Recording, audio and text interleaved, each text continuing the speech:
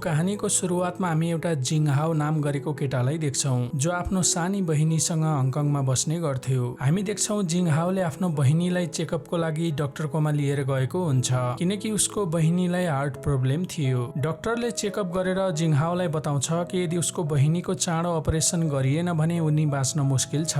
एक्चुअलीमा जिङहाओको आमालाई पनि heart problem थियो जसले गर्दा जिङहाओले हर तरहले आफ्नो बहिनीको ख्याल राख्ने गर्थ्यो र उनै बच्चीको एक्लो गार्डियन थियो। जिङहाओको एउटा सानो मोबाइल रिपेयर शप थियो जसको नाम थियो नाइस भ्यू। मोबाइल रिपेयर गर्ने काम गरेर जेनतेन जिङहाओको खर्च चलिरहेको थियो तर बहिनीको अपरेसनको खर्च निकै महँगो थियो जुन उसको सानो मोबाइल रिपेयर शपको कमाइले पुग्ने थिएन। यस्तैमा एक दिन हामी देख्छौं जिङहाओको साथीले उसलाई आफू काम गर्ने वेयर हाउसमा लिएर जान्छ जहाँ थुप्रै ठुलो ठुलो बक्सहरू राखिएको थियो। जिङहाओको साथीले बताउँछ कि यो सबै बक्समा लगभग 1 लाख मोबाइलहरू छ। यो सबै एउटा इम्पोर्ट एक्सपोर्ट गर्ने मान्छेले यहाँ राखेको थियो तर केही समय अघि उसलाई जेल सजाय भयो। उसले वेयर हाउसको रेन्ट तिर्न बाँकी भएकोले गर्दा बोसले उसको यो सामानहरू यही राखेको थियो तर यो सबै मोबाइलहरूमा केही माइनर प्रब्लम भएकोले गर्दा बोसले यो सबै फाल्न भनेको छ। तर यदि तिमीले यो सबै मोबाइलहरू बोससँग किनेर बनाएर बेच्न सक्यौ भने तिमीले धेरै पैसा कमाउने छौ। त्यसको लागि तिमीले बोसलाई 80,000 युवान दिनु पर्छ। जिङहाओ यो सुनौलो मौका गुमाउन चाहदैन थियो। ऊ त्यो सबै मोबाइलहरू किनेर रिपेयर गरेर बेच्न चाहन्थ्यो ताकि आफ्नो सानी बहिनीको उपचार गर्न सकियोस्। तर जिङहाओसँग त्यति धेरै पैसा थिएन त्यसैले उसले आफ्नो साथीलाई म सोचेर बताउने छु भन्दै त्यहाँबाट एउटा मोबाइल लिएर घरमा आउँछ। उसले घरमा आएर मोबाइल चेक गर्न थाल्छ। रातभरि लगाएर जिङहाओले मोबाइलको प्रब्लम पत्ता लगाउँछ र उसले मोबाइल रिपेयर गरेर ठिक पनि गर्छ।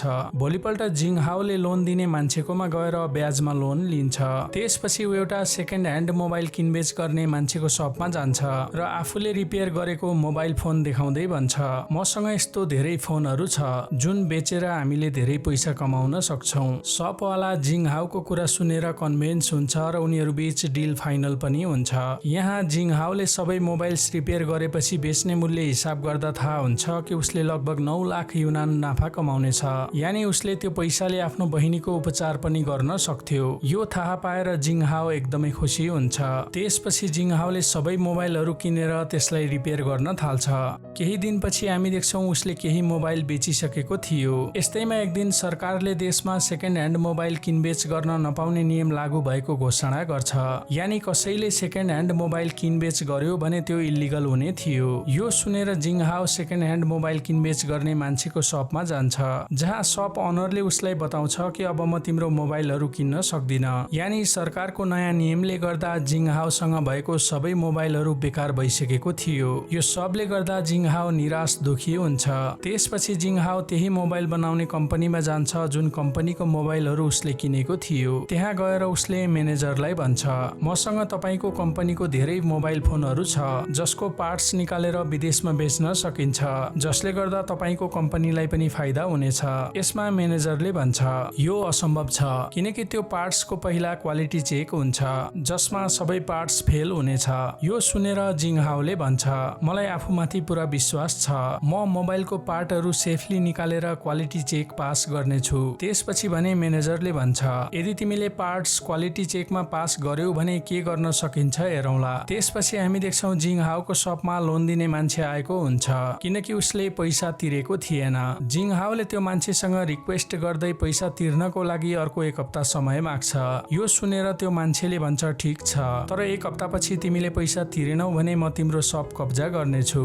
अब हामी देख्छौं जिङहाओले एकदमै मेहनत गरेर सठिक तरिकाले मोबाइलको पार्ट्स निकालेर क्वालिटी चेकको लागि लिएर जान्छ। फर्चुनेटली क्वालिटी चेकमा सबै पार्टहरू पास हुन्छ। त्यसपछि जिङहाओ क्वालिटी चेक पास भएको रिपोर्ट लिएर म्यानेजर भएको ठाउँमा जान्छ तर म्यानेजरले जिङहाओबाट पार्ट्स किन्न मान्दैन। उसले भन्छ यो कामको लागि तिमी सानै छौ। यति नै बेला जिङहाओले कम्पनीको चेयरम्यानलाई देख्छ। उसले चेयरम्यानसँग कुरा गर्ने कोसिस गर्छ। उसले चेयरम्यानलाई भन्छ मलाई तपाईको मात्र 10 मिनेट चाहिन्छ। यसमा चेयरम्यानले मसँग 10 मिनेट छैन ठिक 3 बजे मेरो ट्रेन छ भन्दै उसको कुरा नसुनी जान्छ। तर जिङहाओ हार मान्नेवाला थिएन। ऊ छिटो छिटो गरेर ट्रेन स्टेसनतिर जान्छ। बाटोमा उसको एक्सिडेन्ट पनि हुन्छ तैपनि जिङहाओ कोसिस गर्ने मान्छे कहिल्यै पनि हार्दैन भने जसरी समहाउ ट्रेनमा मिनेटमा चेयरम्यान भएको ठाउँमा पुगेर भन्छ, के अब तपाईसँग 10 मिनेट छ?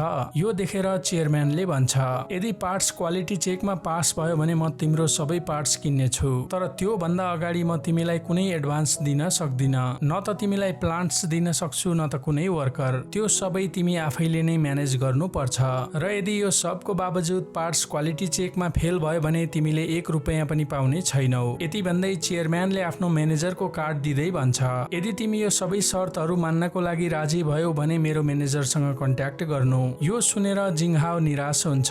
उसले आफ्नो छिमेकी अङ्कल लीलाई यो सबको बारेमा बताउँदै यो प्रोजेक्टमा आफ्नो मद्दत गर्न पनि भन्छ। यो कामको लागि जिङहाओलाई एकजना विश्वासिलो मान्छे चाहिएको थियो जसले उसको एब्सेन्टमा कामलाई ह्यान्डल गर्न सकोस्। यसमा अङ्कल लीले भन्छ, यो एकदमै रिस्की छ, यदि अलिकति पनि गडबडी भयो भने तिम्रो जिन्दगी बर्बाद हुन सक्छ। यो सुनेर जिङहाओले भन्छ, बहिनीको अपरेसनको लागि मसँग धेरै समय छैन, त्यसैले जति सक्दो चाँडो मलाई पैसा जम्मा गर्नु छ, जुन सानोतिनो काम गरेर सम्भव छैन। त्यसैले म यो काम रिस्क लिएर भए पनि गर्न चाहन्छु। यो सुनेर भने अङ्कल ली जिङहाओलाई मद्दत गर्नको लागि राजी हुन्छ। त्यसपछि जिङहाओले म्यानेजरलाई कन्ट्याक्ट गरेर कम्पनीमा गएर एग्रिमेन्ट पेपरमा साइन गर्छ। अब जिङहाओलाई एउटा टिमको आवश्यकता थियो किनकि ऊ एक्लैले यो काम समयमा पूरा गर्न सक्ने थिएन। उसलाई एउटा ठाउँको पनि आवश्यकता थियो जहाँ सबैजना बसेर काम गर्न सकियोस्, तर जिङहाओसँग वर्कर्स र ठाउँको रेन्ट तिर्नको लागि पैसा थिएन। यसैबीच लोन तिर्न नसकेकोले गर्दा लोन कलेक्टरले उसको शपमा कब्जा गर्छ। जिङहाओले आफ्नो स्कुटर पनि बेच्न बाध्य हुन्छ। त्यसपछि जिङहाओ आफ्नो साथीकोमा जान्छ जसकोमा उसले पहिले काम गर्ने गर्थ्यो। उसले त्यो साथीलाई धेरै रिक्वेस्ट गरेर उसको खुट्टा समातेर आफूलाई काम दिन भन्छ। जिङहाओको साथीले उसलाई ठुलो ठुलो बिल्डिङहरूमा झुन्डिएर सिसा सफा गर्ने काम दिन्छ।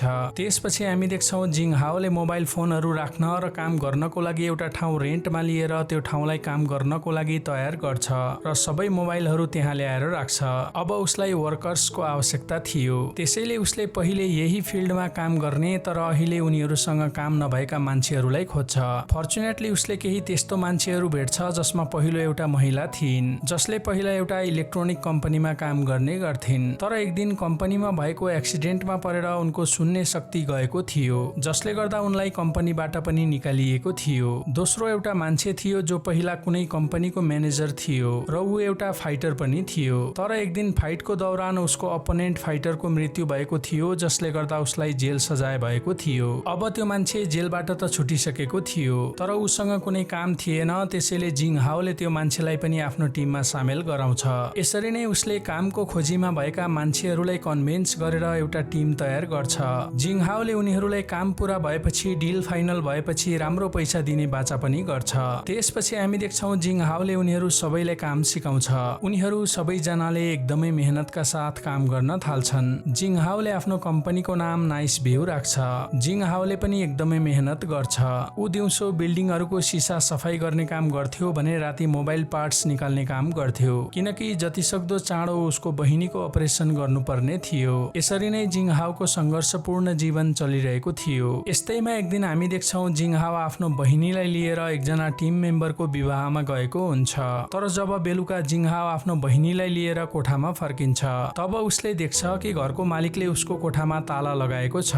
यो देखेर उसले घर मालिकलाई कल गरेर भन्छ, मेरो बहिनी पनि मसँगै छिन्, उनलाई लिएर यति राति म कहाँ जाउँ, प्लिज ढोका खोलिदिनुहोस्। यसमा घर मालिकले पहिला 3 महिनाको भाडा तिर अनि मात्रै ढोका खोल्छ भन्दै कल डिस्कनेक्ट गरिदिन्छ।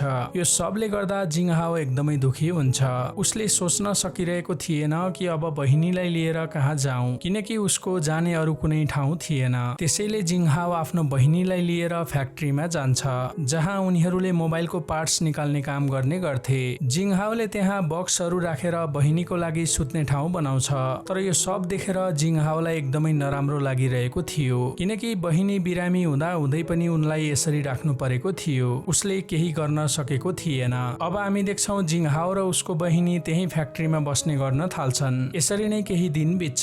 जिङहाओले आफ्नो फ्याक्ट्री भएको ठाउँको रेन्ट पनि तिरेको थिएन, त्यसैले त्यो ठाउँको मालिकले भन्छ, तिमीले अघिल्लो महिनाको रेन्ट पनि तिरेको छैनौ, अब यदि तिमीले 1 हप्ताभित्र रेन्ट तिरेनौ भने तिमीले यो ठाउँ खाली गर्नुपर्छ। यो सबले गर्दा निराश भएको जिङहाओले गएर कम्पनीको म्यानेजरलाई भन्छ, म काम पूरा भएपछि टोटल अमाउन्टमा 50,000 कम लिनेछु, तर अहिले मलाई काम पूरा गर्न पैसाको एकदमै खाँचो परेको छ। त्यसैले जिङहाओले अलिकति भए पनि पैसा एडभान्स दिन भनेर म्यानेजरलाई रिक्वेस्ट गर्छ, तर म्यानेजरले पैसा दिन मान्दैन। म्यानेजरले भन्छ, चेयरम्यानले तिमीलाई पहिले नै भन्नुभएको थियो कि तिमीले कुनै एडभान्स पाउने छैनौ। यो सुनेर जिङहाओले चेयरम्यानको नम्बर माग्दै भन्छ, म एकपल्ट चेयरम्यानसँग पनि कुरा गर्छु। तर म्यानेजरले उसलाई चेयरम्यानको नम्बर पनि दिन मान्दैन। यो सबले गर्दा जिङहाओ झन निराश भएर फ्याक्ट्रीमा फर्किन्छ र दुखी हुँदै आफ्नो टिमलाई भन्छ, आजसम्म मैले तपाईहरुलाई एक पैसा पनि दिन सकेको छुइनँ, अब हामीले यो ठाउँ पनि खाली गर्नुपर्छ। यो सुनेर उसको टिमले उसलाई सपोर्ट गर्दै भन्छन्, हामी काम पूरा भएपछि मात्र पैसा लिनेछौँ, तपाईँ चिन्ता नलिनुहोस् भन्दै उनीहरूले सबै सामानहरू आफ्नो घरमा लिएर जान्छन् र घरमै काम गर्न थाल्छन्। जिङहाओ र उसको बहिनी अङ्कल लीको घरमा गएर बस्छन्। अब केही दिन पछिको दृश्यमा हामी देख्छौँ उनीहरूले सबै मोबाइलहरूको पार्ट्स निकालिसकेका हुन्छन्। जिङहाओले सबै पार्ट्स क्वालिटी चेकको लागि मोबाइल कम्पनीमा पठाउँछ। अब केही दिनपछि जिङहाओलाई कम्पनीमा बोलाइन्छ।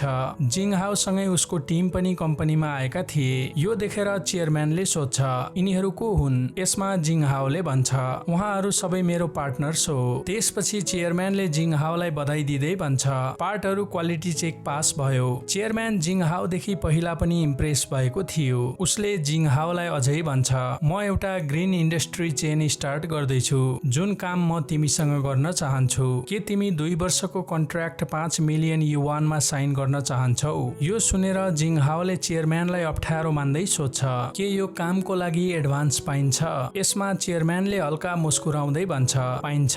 यो सुनेर जिङहाओ र उसको साथीहरू एकदमै खुसी हुन्छन्। केही समयमा नै जिङहाओले पैसा पाउँछ र उसले आफ्नो बहिनीको अपरेसन पनि गर्छ।